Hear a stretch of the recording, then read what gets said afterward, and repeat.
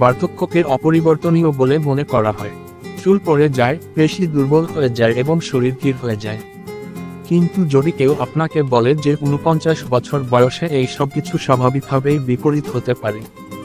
এটাই মোহাম্মদ কাসিম বিন আব্দুল করিমের গল্প। তার টাক পড়ে গিয়েছিল, কোনো সক্রিয় লোমকূপ ছিল না এবং জেনেটিক চুল পড়ার ইতিহাস ছিল।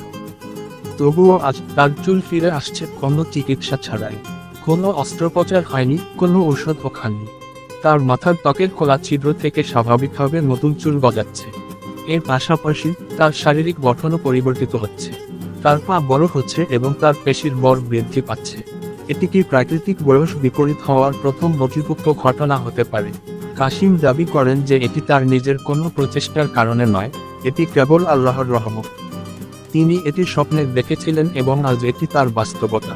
এটি আমাদের সময়ের সবচেয়ে গুরুত্বপূর্ণ জৈবিক ঘটনাগুলির মধ্যে একটি হতে পারে। বিজ্ঞানীদের মনোযোগ দেওয়া উচিত, কারণ এটি বার্ধক্য এবং মানব স্বাস্থ্যের ভবিষ্যৎ পুনরীক্ষণ করতে পারে।